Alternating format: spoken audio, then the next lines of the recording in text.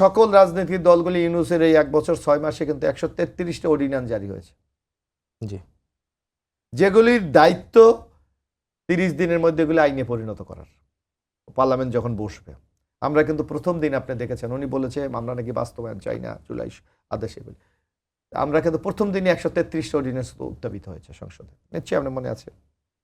এবং এগুলি তাৎক্ষণিক, যাতে কারণ আপনার 9 এপ্রিলের মধ্যে এগুলিকে সব আইনে পরিণত করতে হবে।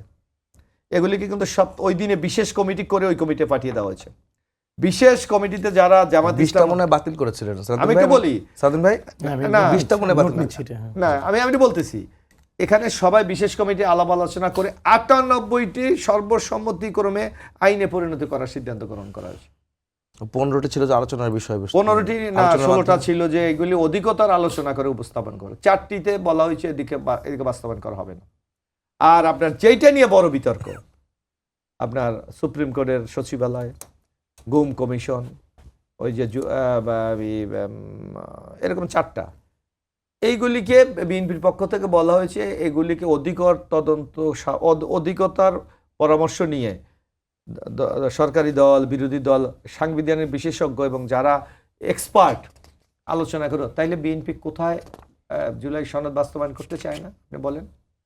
বরং আমরা বলি যারা সেদিন প্রকাশ্যে ওই যে সংসদ ভবনের সামনে জুলাই সনদে স্বাক্ষর করে নাই, কোনো দল তো করে নাই, খেয়াল আছে তো?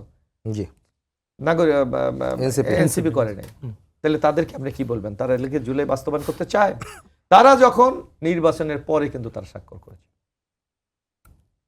জি, তো সুতরাং বিএনপি কিন্তু ডিটারমাইন্ড যে আমরা কি বলেছি, আমাদের মাননীয় প্রধানমন্ত্রী তারেক রহমান সাহেব প্রত্যেকটি বিষয় আমরা অক্ষর অক্ষরে পালন করব।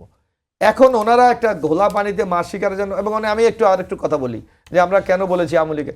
আপনার মনে আছে জামাত ইসলামের আমির ডক্টর শফিকুর রহমান বিরোধী দলের নেতা বলেছিলেন আওয়ামী লীগের সাথে আমাদের কোনো সমস্যা নেই, বিরোধ নেই, আমরা ক্ষমা করে দিয়েছি, মনে আছে? জি, জি। তা আপনি যদি ক্ষমা করে দেন তাহলে আবার তাদেরকে নিয়ে কথা বলেন কেন?